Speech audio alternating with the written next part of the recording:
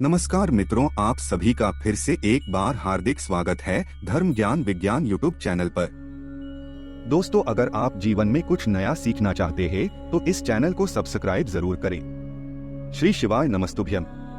हर हर महादेव। दोस्तों, 14 अगस्त यानी सोमवार के दिन पड़ रही है मासिक शिवरात्रि और इस मासिक शिवरात्रि में ऐसा पहली बार हो रहा है जब इस साल पूज्य गुरुजी 2 बार अपनी ऑनलाइन पूजा करवाएंगे। आप सभी जानते हैं कि सावन के महीने में पूज्य गुरुजी जो ऑनलाइन पूजा करवाते हैं उसमें स्वयं गुरुजी यह कहते हैं कि अगर आपकी कोई ऐसी विशेष मनोकामना है जो आप अपने मन में संकल्प करके इस पूजा को करते हैं, चाहे आपकी मनोकामना की नौकरी से संबंधित हो या फिर आपके व्यापार से संबंधित हो या फिर आपके घर में धन धान्य से संबंधित हो या फिर आपके बच्चों से संबंधित हो या किसी भी प्रकार की मनोकामना हो, उसको अगर आप संकल्प करके या पूजन करते हैं तो हम यकीन दिलाते हैं कि आपकी मनोकामना बहुत ही जल्द महादेव की कृपा से परिपूर्ण न होती है। और इसी पूजा में जो सामग्री इस्तेमाल होने वाली है उस पूरी सामग्री की जानकारी आज आपको इस वीडियो में मिलने वाली है। ऐसा पहली बार मौका मिला है जब आपको इस सावन और अधिक मास में पड़ने वाली यह विशेष तिथि मिल रही है, और वह भी सोमवार के दिन। इसलिए आपको पूज्य गुरुजी द्वारा कराए जाने वाली यहाँ ऑनलाइन पूजा किसी भी हालत में छोड़नी नहीं है। आपको लगभग 10 दिनों पहले पूजन की सारी सामग्री बता दी जा रही है ताकि आप आसानी से और बहुत ही सुलभता से यह सारी सामग्री एकत्रित कर सकें। गुरुजी ने स्वयं कहा है कि हमने कई ऐसे पत्रों में देखा है जिसमें लोग कहते हैं कि ऑनलाइन पूजा करने के बाद सिर्फ कुछ ही हफ्तों में या कुछ ही महीनों में महादेव ने उनकी सारी मनोकामनाओं को परिपूर्ण कर दिया है। तो चलिए जानते हैं इस विशेष ऑनलाइन पूजा में इस्तेमाल होने वाली पूजन सामग्री के बारे में। लेकिन उससे पहले अगर आप भोलेनाथ जी को सच्चे दिल से मानते हो तो इस वीडियो को लाइक करें और चैनल को सब्सक्राइब करके कमेंट में हर हर महादेव जरूर लिखें।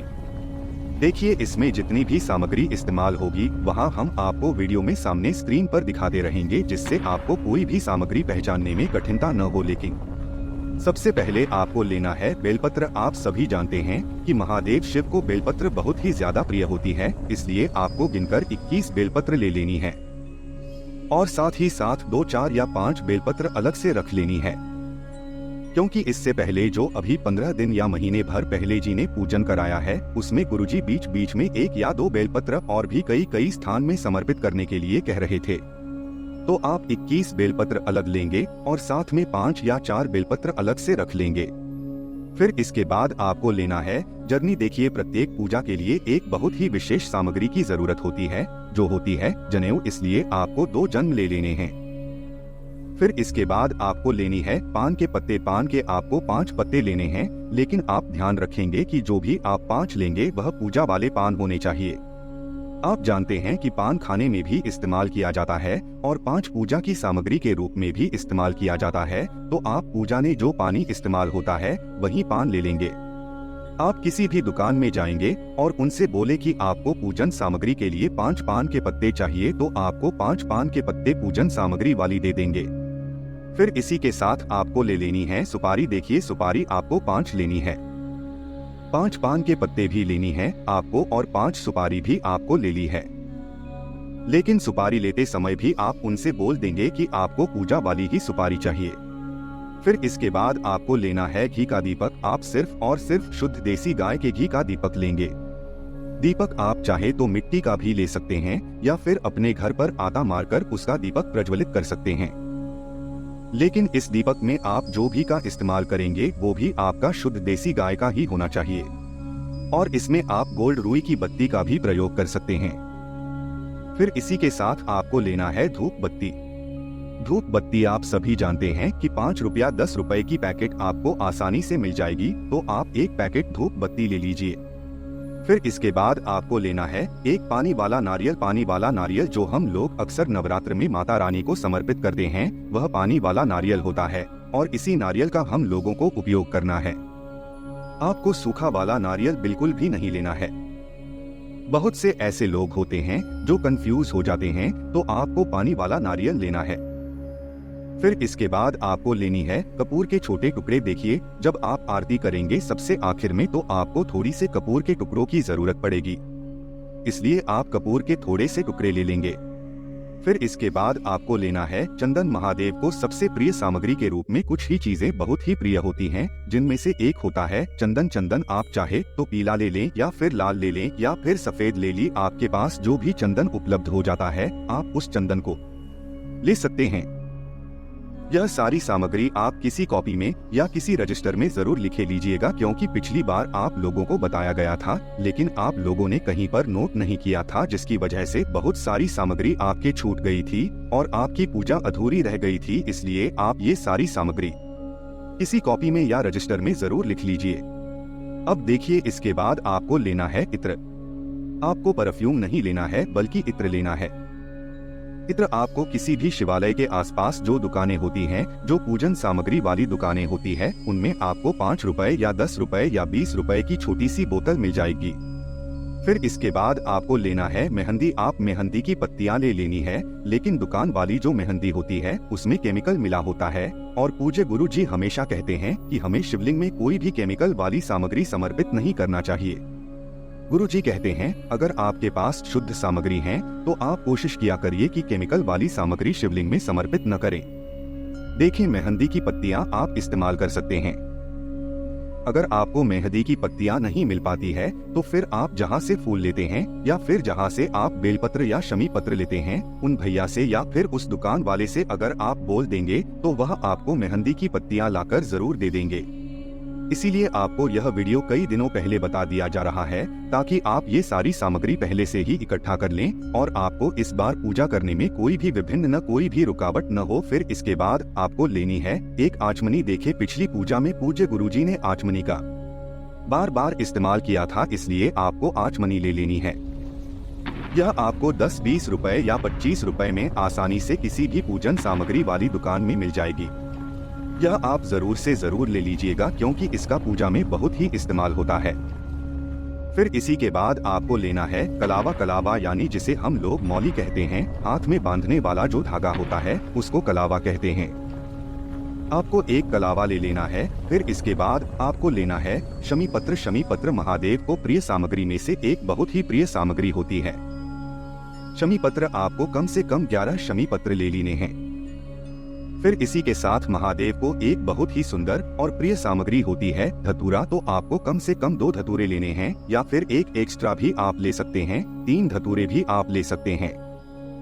फिर इसी के बाद आपको लेना है गुलाब का फूल। देखिए, गुलाब का फूल बहुत महंगा मिलता है। एक गुलाब का फूल हो सकता है आपके आसपास कहीं 10 रुपए का मिल रहा है या फिर कहीं 20 रुपए का मिल रहा हो। तो अगर आप गुलाब के फूल 5, 7 या 11 नहीं ले पाते हैं तो फिर आप 1 या 2 गुलाब के फूल ले लीजिए और उनसे गुलाब की पंखुड़ियों को निकाल लीजिए। अगर आप गुलाब के फूल ले रहे हैं तो आप 5, 7 या फिर 11 गुलाब के फूल ले लीजिए और गुलाब के फूल नहीं ले पा रही हैं तो फिर आप 1 या 2 गुलाब लेकर उनसे 5, 7 या 11 या 21 पंखुड़ियां निकाल लेंगे और उनका भी इस्तेमाल कर सकते हैं। इसके बाद आपको लेना है सफेद पोश। सफेद पोश यानी सफेद फूल। महादेव को सफेद रंग की सामग्री बहुत ही प्रिय होती है, इसलिए आप कोशिश करिए कि आपको ज्यादा से ज्यादा जितने भी सफेद रंग के पुष्प मिल जाए तो आप उतने ले लीजिएगा। अगर आपको 11, 21, 21, 41 या 51 जितने भी सफेद रंग के पुष्प मिल जाते हैं उतनी आप ले लीजिएगा। अगर सफेद रंग के पुष्प कम मिल पाते हैं तो फिर आप कनेर के फूल भी ले सकते हैं। कनेर के फूल भी महादेव को बहुत ही प्रिय होते हैं, तो आपको सफेद रंग के या फिर कनेर के फूल जो भी मिल जाते हैं बहुत ज्यादा से ज्यादा ले लेना है। फिर इसी के साथ आपको लेना है पंचामृत की सारी सामग्री। पंचामृत यानी दूध, दही, शहद और चीनी। यह 5 सामग्रियों से मिलाकर पंचामृत बनाया जाता है और ये 5 सामग्री आपको शुद्ध ले लेनी है। आप दूध जो लेंगे वह गाय का ही लेंगे और भी जो लेंगे वह भी कोशिश करेंगे कि गाय का ही ले लें। देखिए, गुरुजी ने हमेशा कहा है कि केमिकल वाली सामग्री हमें शिवलिंग में समर्पित नहीं करना चाहिए, इसलिए आप पहले कोशिश करेंगे कि अगर गाय का यह सब मिल जाता है तो ये सारी सामग्री गाय की ले लेनी है। अगर आपको शुद्ध दूध और घी नहीं मिल पाता है तो फिर आपके पास एक ही विकल्प है। आपके लिए पैकेट वाली सामग्री का पूरे भाव से महादेव में निवेदन करते हुए का इस्तेमाल कर सकते हैं। फिर इसी के साथ आपको लेने हैं काले तिल। आप चाहे तो 21 यानी 21 काले तिल के दाने ले लें या फिर 2-4 चम्मच काले तिल के दाने ले लें। फिर इसे के साथ आपको लेनी है 108 चावल के दाने। 108 चावल के दाने जो भी आप लेंगे वह कोई भी चावल का दाना टूटा हुआ नहीं होना चाहिए, खंडित नहीं होना चाहिए।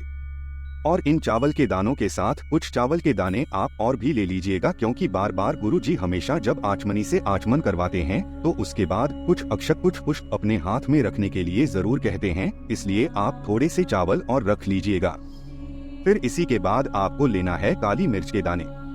को 21 काली मिर्च के दाने ले लेने हैं। अब इसके बाद आपको लेना है कमल गट्टे। कमल गट्टे महादेव को बहुत प्रिय है, इससे महादेव हमारे जीवन में धन धान्य की वृद्धि करते हैं, इसलिए आपको 5 कमल गट्टे ले लेने हैं। कमल गट्टे के बाद आपको लेना है गेहूं के दाने। गेहूं के आप 21 दाने ले लेंगे, यानी 21 गेहूं के दाने ले लेंगे। लेकिन गेहूं का दाना कोई भी खंडित नहीं होना चाहिए, टूटा नहीं होना चाहिए। फिर सबसे आखिर में आपको लेना है फल। फल आपको 2 प्रकार के लिए सकते हैं, आप चाहें तो केले और आम यह 2 फल ले सकते हैं, या फिर आप चाहे तो केले और अनार यह 2 फल ले सकते हैं, या फिर आप अपनी सामर्थ्य के अनुसार जो भी 2 फल लेने चाहे वो ले सकते हैं। फिर इसी के साथ आपको सबसे आखिर में ले लेना है मिठाई। एक कोई भी मिठाई महादेव कुछ लोकप्रिय हो। देखे वैसे तो महादेव को सफेद रंग की सामग्री बहुत ही प्रिय होती है, तो अगर आप सफेद रंग की कोई भी मिठाई लेते हैं तो वह महादेव को बहुत ही प्रिय लगती है, इसलिए आपकी जो भी सामर्थ्य हो, आपके जो भी भाव बने, उस हिसाब से आप सिर्फ एक प्रकार की कोई भी मिठाई ले सकते हैं।